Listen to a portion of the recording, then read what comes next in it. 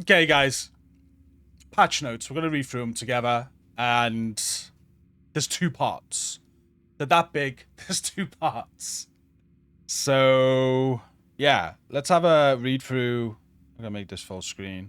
Don't think I can make that any bigger for you. Can I zoom? Control and Z, is it? There we go. There we go. Look at that. So this is part one. Year 8 Season 1 PTS Patch Notes, Escalation and Prototype Gear. We've got patch size. Size without PTS build on Connect 100 gigabyte. Oh, we don't need that. We don't need that. Start date. Friday 20th of March at 2 p.m. Central European time. It's going to be 1 p.m. UK. We're going to be live on this from that, streaming all weekend. I can't wait for this. Escalation. Escalation is a new way to replay main missions with increasing difficulty and rewards. It's designed as an endgame challenge. This is what we've been saying in stream today, right? Like, this is very key. A lot of people looking at this like, what? Like, this is a grind. It's an end game challenge for people at the end game.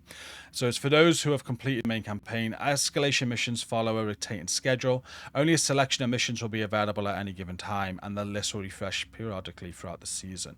Before starting an escalation run, you choose a tier that determines the difficulty. Each mission currently has 10 tiers, and the higher the tier, the more challenging it becomes. To start a run, you must spend a new currency called escalation tokens. The cost increases with each tier. Completing the mission rewards additional tokens and materials, while failing the run means the tokens spent on the attempt are lost. So how it works, you can view available escalation missions from a dedicated menu in the base of operations next to the countdown vendor. From there, you can fast travel directly to the mission location. Escalation runs themselves are configured and started from the panels located at the entrance of each mission. From these panels, you can select the tier you want to attempt, see how many escalation tokens the run will cost, view the rewards available for that tier, check the mutators and modifiers active for that run. Escalation runs are single attempt challenges. Once a run starts, the mission must be completed in one go. No checkpoints, and if the group has wiped, the mission fails. You'll need to start the run again and spend tokens to attempt it another time. Each run also includes a mission timer. If the time, I like that, by the way. So you are timed. I don't think it's like stupid time, but you are timed. If the timer reaches 0 before the mission is completed, the run fails. Difficulty increases with each tier. Higher tiers increase enemy health, armor, and damage. Higher tiers are designed to be extremely challenging, even for players using highly optimized builds. So again, this is something we've been discussing in stream today. Like, the challenge, like, this is for end game players, like at the top of the game. They've done everything. They got optimized builds. They're ready for an increase in challenge. Like, this is designed to challenge them. So for new players, you're not going to be looking to go straight into this and go in for tier 10 right away. You're going to be on the lower tiers. You can play this for sure, but there's probably going to be a limit you can get to until you've gone through the rest of your journey on a Division 2 and you reach optimized builds and strong enough builds to take this on. Mutators and modifiers. Mutators, similar to modifiers, change how missions play. Some mutators affect specific enemy types, creating enemies with additional effects. Others are global mutators that affect all players. Mutators are difficulty scaling and are tied to the tier. This means that every mission played on the same tier will use the same modifiers and difficulty settings. In future seasons, new mutators may be introduced, or existing ones may be rotated to change how escalation missions play. So these are the mutators for the first season, I'm guessing, and the PTS tomorrow. Harvester. When dealing damage, the enemy regenerates armor and health by a percentage of your maximum armor, and they can overheal. Suppressor. When damaged, this enemy starts to charge an EMP blast. When fully charged, he unleashes it, disrupting everything in the area. Aid Specialist. The enemy periodically repairs the armor of all allies around him if they are badly damaged. Anchor. The enemy has damage resistance for as long as he has any allies around him. Hotfoot. If you... I hate this one. But I hate it, but I like it. This one. If you stay in the same spot for too long, a charge counter begins to fill. When it reaches maximum, you are shocked and take damage. So there's no just sitting in cover and standing still. You're going to be on the move. I did something with Destiny recently on that one, where he just forced you to continue moving, and it was a good challenge.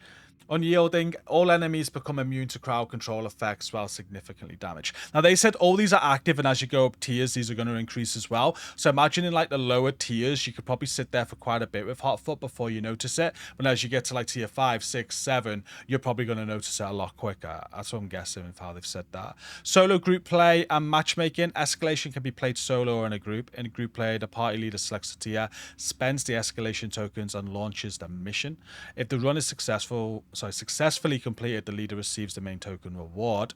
Everyone participating in the mission receives the standard mission rewards and materials, as well as a smaller amount of escalation tokens at the end of the run. So the leader gets a little bit more. Makes sense if they're the ones spending it, right? To participate in escalation, agents must first unlock the feature by reaching level 40 and obtaining the Shade Watch. So that's when it unlocks. Once you got the Shade Watch, you can go into this. You'll be at the lower tiers, but you can go in, you can farm it, you can start farming for your prototype gear, right? Escalation also supports matchmaking, which allows you to search. Oh, in fact, just because it's been mentioned a lot in stream today, people are saying this is making it harder for newer players.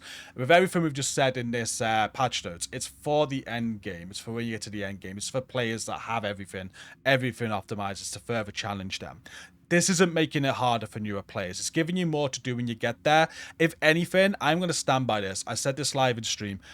This is going to make it easier for newer players, because at level 40, I never had this option. At level 40, and I get my Shade Watch, I'm going to be able to go into level 0 escalation, and I'm going to be able to get prototype gear to drop. That prototype gear potentially is going to make me a lot stronger than normal gear. That's new for new players, and that's going to make things easier for you.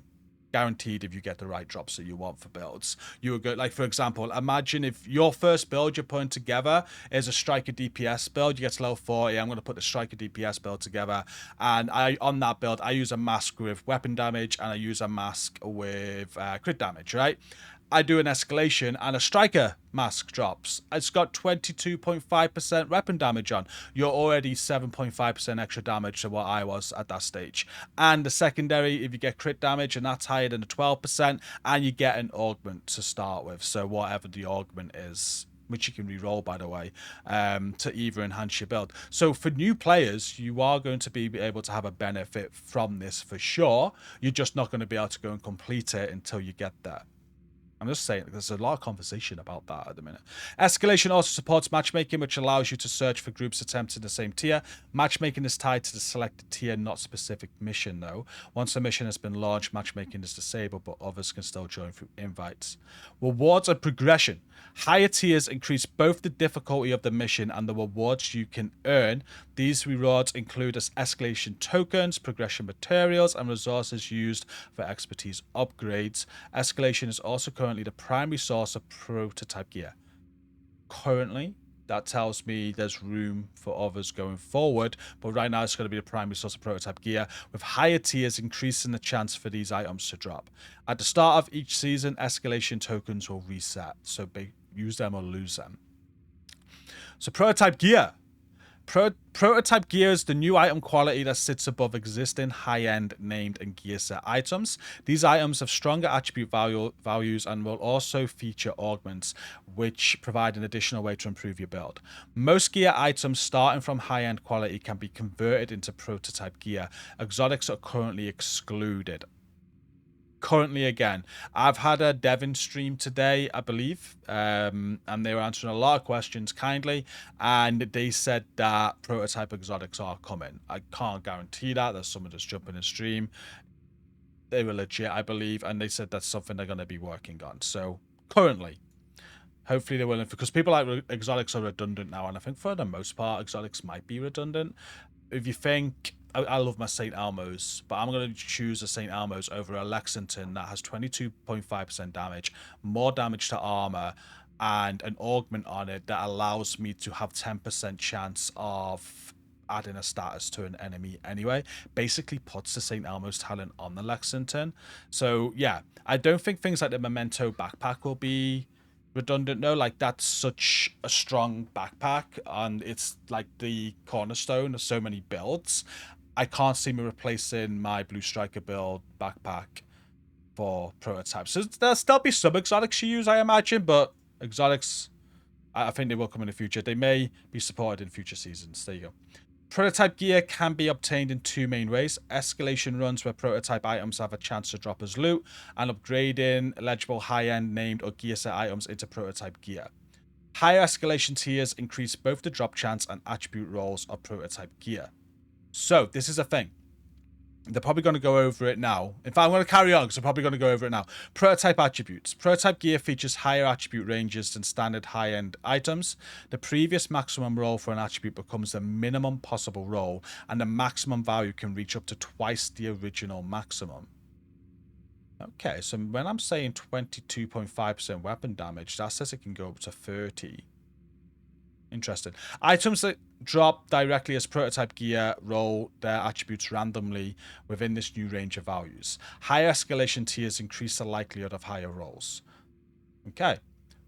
So, yeah, I will say they didn't 100% touch on it. So you're going to be going and getting these rolls. They're definitely going to be better than what you've currently got on like your striker mask I use, for example, which is 15 and 12. Yeah, 15% weapon damage, 12% crit damage. You are definitely going to have on the prototype version of that striker mask something above 15, something above 12 to a maximum of 30 or 24.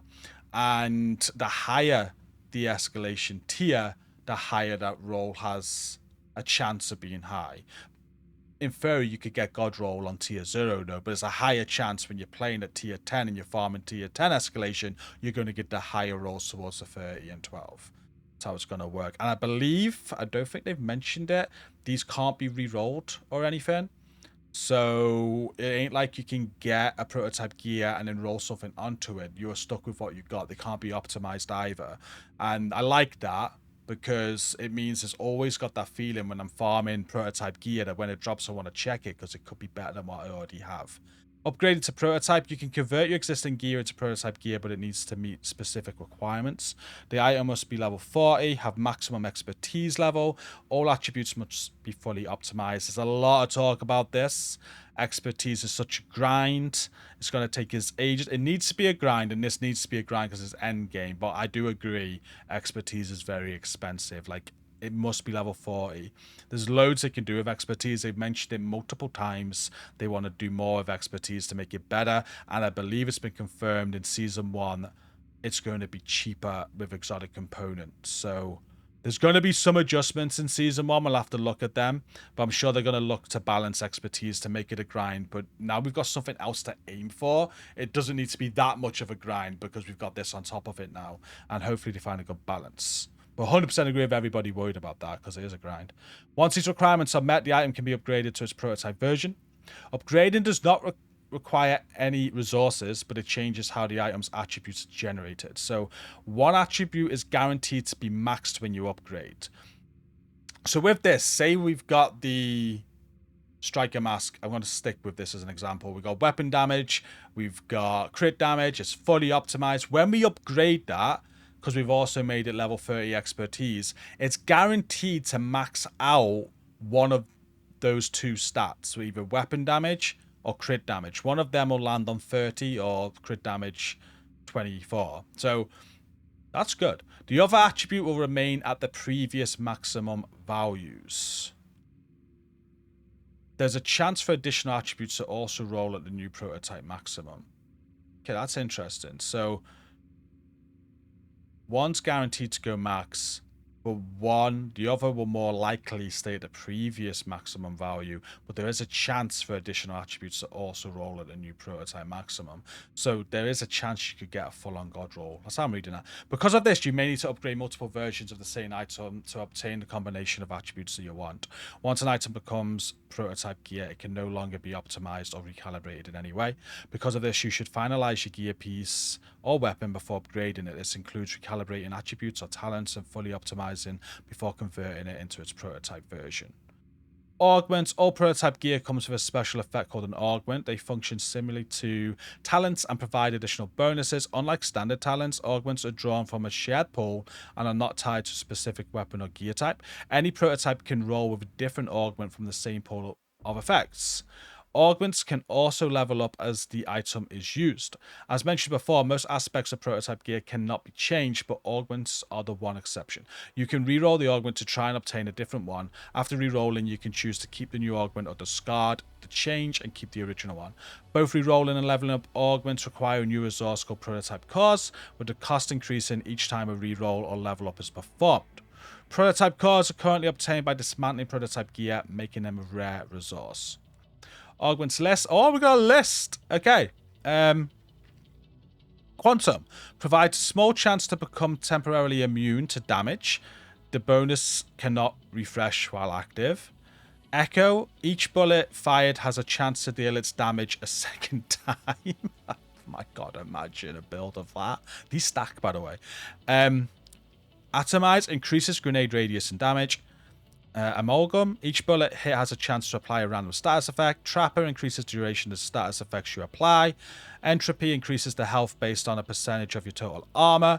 Anomaly. Skills restore a portion of the damage they deal as healing. It's basically turning you into your own refactor. Paradox provides a chance to refill part of your magazine while firing. And then Symphysia. I can't pronounce that. Bullet hits have a chance to slightly reduce skill cooldowns.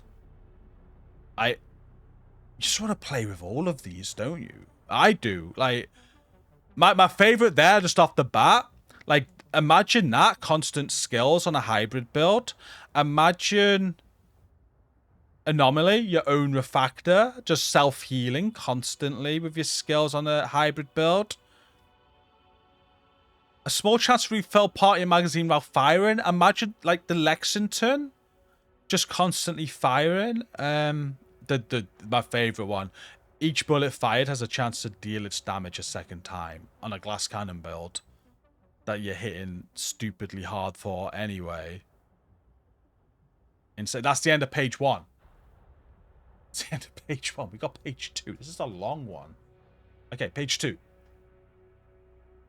They're going to go over the other stuff now, like, I imagine, retaliation and stuff, okay? So, yeah, retaliation. Let's move on. I'm very excited for prototype gear, by the way. You can probably tell. Prototype gear and escalation. When we do the PTS over the weekend, the first thing I want to do is get my prototype gear on a build and go and see if we could do level 10 escalation on every single one of the missions. I can't wait to do that.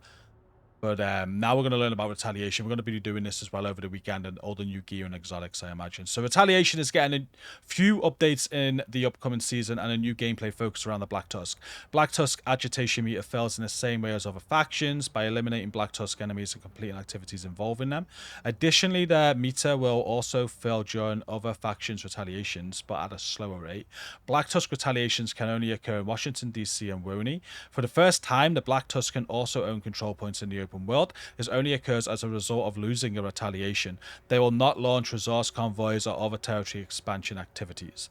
Defeating enemies can also drop a new material called diamond transceivers, which are used for blueprints obtained from these retaliations. You may now come across a special Black Tusk maneuver objective, which grants additional time when completed. Kill squads. Black Tusk, this is huge if you don't know about this. So kill squads. Black Tusk will also have their own kill squads. Defeating them gives you a chance to obtain blueprints for several rare exotics, including Climax exclusives, as well as the Capacitor and Vindicator. So this is their own kill squads. This will be an absolute constant, okay? Successfully completing entire retaliation event also gives you a chance to obtain blueprints for certain raid and dark zone exclusive exotics. So successfully completing the entire retaliation event. This though is for just next season only, I believe.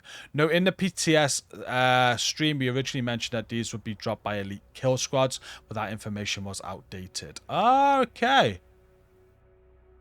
Okay, so this is new for me. So originally they said they're going to talk about it now. There are two types of Black Tusk kill squads, regular and elite. The elite squad, known as BTS UT9, is rarer and more dangerous. During the upcoming season, they'll also have a chance to appear during retaliations of other factions, so keep an eye out and watch your back.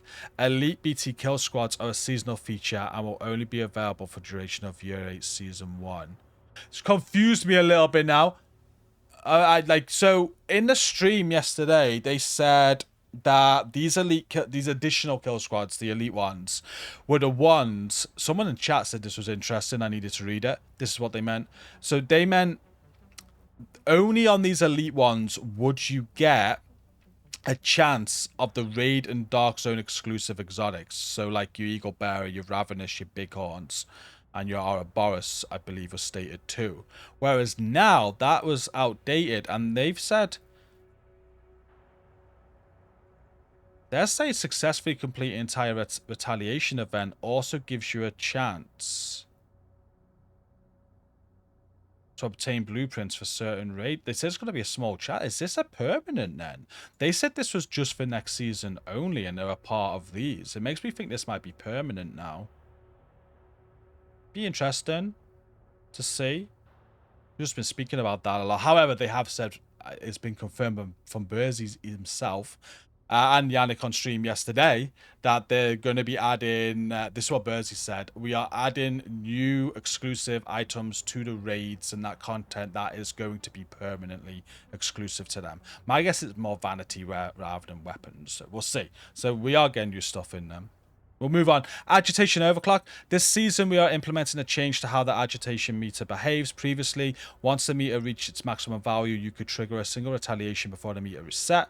With Agitation Overclock, the meter now has multiple levels that allow you to trigger retaliation up to 3 times back to back. Quality of life updates. There are also several quality of life improvements to retaliation experience. Updated timer. Previously, retaliation events expired after a certain amount of real world time. The timer now progresses based on in-game play time instead. The timer will also pause when you're participating in another retaliation. That's pretty sweet. The time available to collect your loot after completing a retaliation has been increased from 30 to 90 seconds. They said that in stream today. The devs in stream today, so they were looking at that. Matchmaking. You can now use matchmaking to find other agents participating in retaliation events. If you pair, it will pair you with those who are currently playing at the same global difficulty level. Okay. Modifiers. The upcoming season. So I'm not going to go over these modifiers. I know you want me. I'm going to link these in the video. They did a good job of going over that yesterday. There's just so many. Oh, it's not that bad. Hell, it's that long already. We might as well. Okay, global modifiers. Recombinant is built around 3 modules: offense, defense, and utility. When you first start the season, 3 modules are evenly balanced, meaning each one provides the same baseline value. As you progress, you can shift that balance by modifying the number of stacks assigned to each module. Stacks determine the strength of each module's bonuses. By upgrading active modifiers and equipping passive modifiers, you would increase or redistribute these stacks. For example, you can focus heavily on offense for more damage, invest more into defense for more armor, or maintain a balanced mix, your pick. Active modifiers are abilities tied to Black Tusk technology. Each one corresponds to one of the 3 modules: offense, defense, or utility. Each active modifier increases the strength of the global modifier by improving the base stack values of its corresponding module. Upgrading them can unlock additional effects and improve performance. You can upgrade them by defeating enemies while they're equipped. The 3 active modifiers available this season are Blackout Pulse, which releases an EMP pulse that disrupts enemies' electronics and applies shock to enemies within range. Each level up raises your base offense stacks, and at the highest level, the EMP will also pulse enemies hit by the blast. Cloud Armor creates a support field that regenerates armor for allies within range. Each level up raises your base defense stacks, and at the highest level, the cloud also binds enemies inside it. Blinds enemies inside it. Optimize Overload enhances skill performance by reducing cooldowns. Each level up raises your base utility stacks, and at the highest level, it also overcharges your skills for a short duration. Passive modifiers. Instead of providing an ability, passive modifiers adjust the values and interactions of the offense, defense, and utility stacks. This season, we have 34 different passives for you to pick from, and you can equip multiple at once. The order in which they are equipped matters, as each modifier is applied sequentially and affects the final value of the stacks.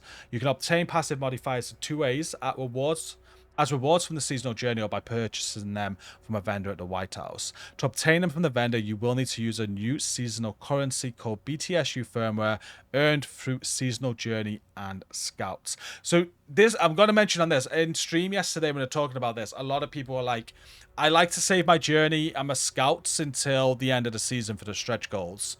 They thought the vendor was going to be a great way to when they do that, they obviously miss out on passive modifiers and stuff because this is a part of the journey, right?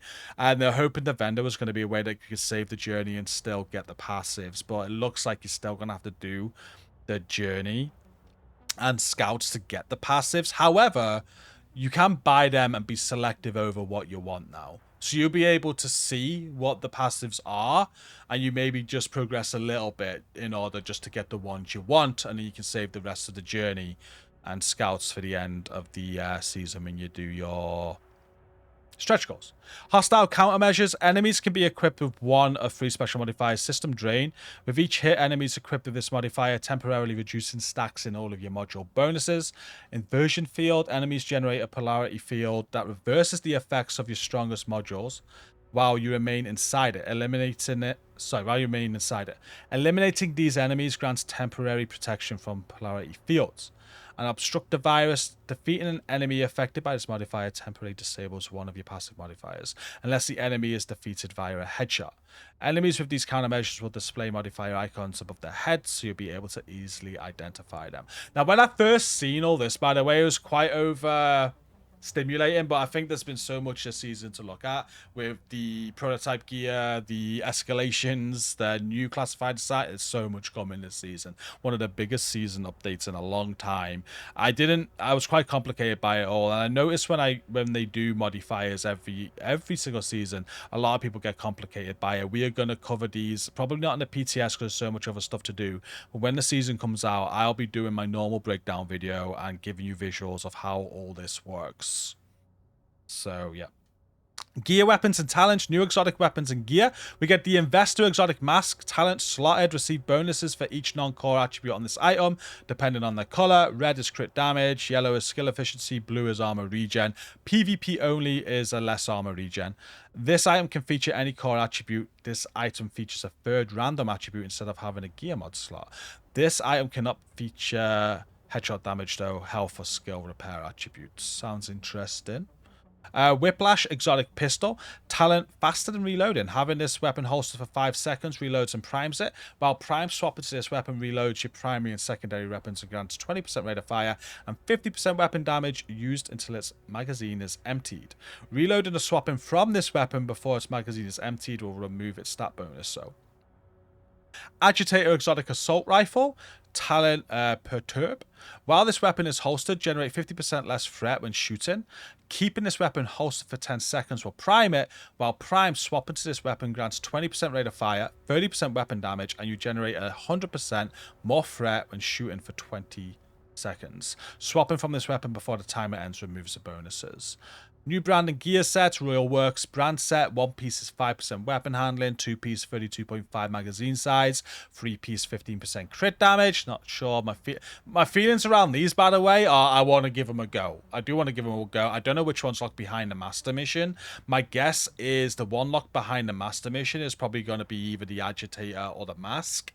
They're interesting. I'm going to really need to play with these. My thoughts around the brand set, not that keen. We got a new name chest piece. So name chest piece, Robin, talents, perfect gunslinger. Weapon swapping increases total weapon damage by 28% for 5 seconds. The buff is lost for 5 seconds if your weapon swap while it is active. And the name backpack is Bulldog. Talent is perfect composure. I used to like that talent. Very, very long time ago. While in cover, increases total weapon damage by 20%. Now this one I'm interested in, okay? So the core strength gear set. This sounds insane. So 1 piece is 10% weapon handling. 2 pieces is 5% weapon damage, 5% armor, 5% skill efficiency. 4 pieces equipped unlock a new unique talent, which is core exercise. For each core attribute, receive 40% of the other 2 core attribute bonuses. Skill tiers will count as 1% skill efficiency when these attributes are applied. All pieces from the gear set, apart from the backpack, will feature random core attributes. The backpack is going to be weapon damage, armor, and skill tier, just like your exotic memento, or the Birdie's backpack do the same thing. So yeah, just like them, but like the memento backpack. So chest and backpack talents. Chest talent is in a core. Increase the percentage of the bonuses you receive from other cores from 40 to 60. That sounds like a must potentially. Backpack talent outer core. The talent does not provide a direct change to the core exercise talent. Someone in chat said it didn't get that. My initial reading of that is, what does that mean? This talent does not provide a direct change to the core exercise talent. For each core attribute, receive 40% of the other 2 core attributes. So that chest makes that 60. Skill tiers count as 1% skill efficiency when used. All pieces from this gear set, apart from the backpack, will feature random core attributes. This talent does not provide a direct change to the core exercise talent. I don't know what that means. I don't know what it means.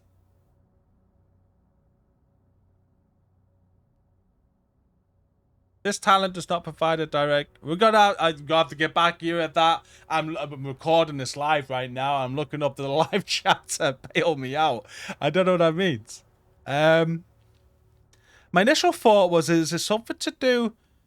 The talent does not provide a direct change. Is there something so... For each core attribute, receive 40% of the other 2 core attributes. Does that mean you'd get 40%... So if I add all red, I'm going to get 40% blue and yellow.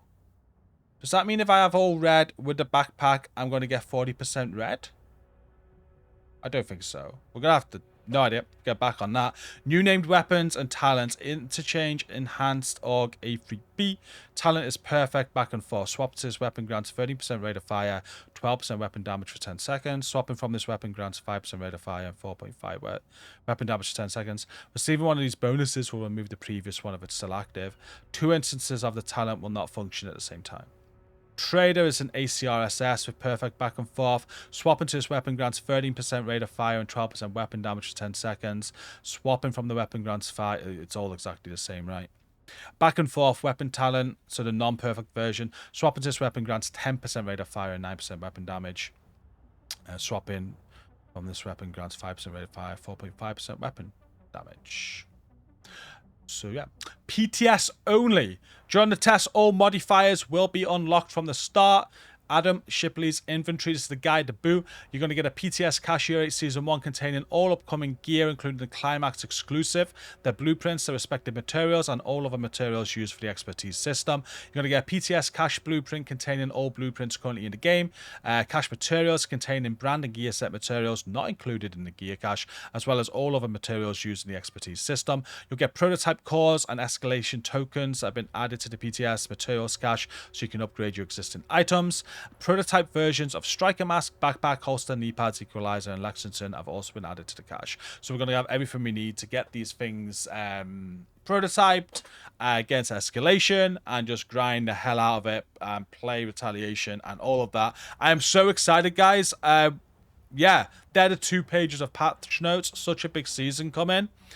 PTS live from 1 p.m. UK tomorrow, Friday, and I believe did they actually say when it ends? I didn't even look at the end date. We kind of skipped it.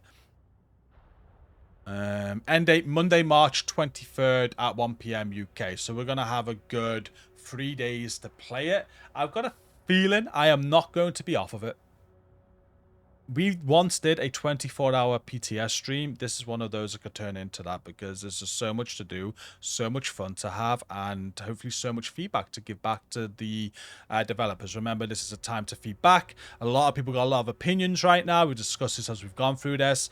Make sure you're feeding it back because the devs want to see it. They're going to look at data. They're going to look at your feedback. And if you really like things, that's classed as feedback as well, guys. Feedback is not just about saying what you don't like. If you really like some stuff, get in their Discord, play the PTS, and feedback what you like, what you don't like, whatever. Because this is a time now before the new season comes out to make some slight adjustments, and then when it comes out and everybody's on it, they can use all this feedback. And you've seen what they've done with Retaliation in just a couple of seasons. The feedback you guys have gave them, look how much it's improved over time. So this will be something that improves over time as well, based on how we take it, how we use it, and what we think about it. But yeah, for the recording, that's it. I'll see you in stream tomorrow. Thank you for watching.